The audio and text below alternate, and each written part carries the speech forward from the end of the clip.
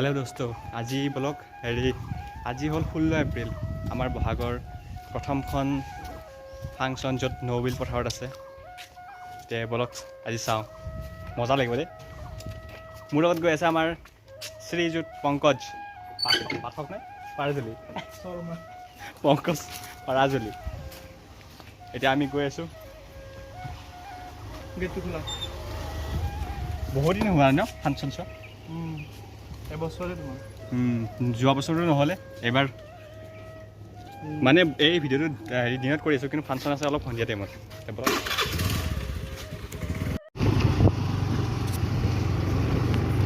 এই আমাৰ ৰাস্তাটো চাওকচোন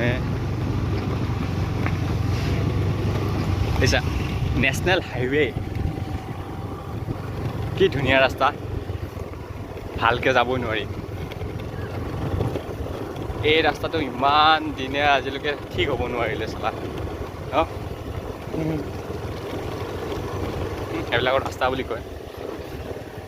গৈ আছোঁ ফাংচন চাব। হয়, কেনেকুৱা লাগি আছে তোমাৰ? এই নাযায়, এই জোৰ কৰি আনিছোঁ ইয়াক। চাই যাওক। আজি আছে বৰ্তমান মুকলি বিহু আছে আজি আজি মুকলি বিহু, অহাকালি আছে মেইন ফাংচন। আৰু অহাকালিৰো ভিডিঅ' দিম, আজিও মুকলি বিহু চাব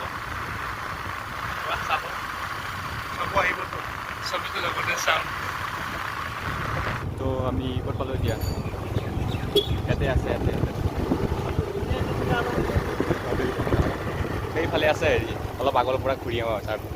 সহযোগিতাৰ শলাগ লৈছো। আহিছে আমাৰ পংকজ ডাঙৰীয়া, নমস্কাৰ। আৰু আহিছে আমাৰ আমি এই মুহূৰ্তত কি আছে নাম প্ৰশান্ত আমন্ত্ৰণ জনাব খুজিছো আৰু মুকলি বিহু প্ৰতিযোগিতাৰ বিচাৰকসকলক আমি আমন্ত্ৰণ জনাইছিলো। আৰু কওক বিহু সুৰক্ষা সমিতিৰ আৰু আমাৰ এই দুটাই লগত চাব আহিছে ওতঃপ্ৰোতভাৱে জড়িত হৈ থকা এসময়ৰ বিহুৱা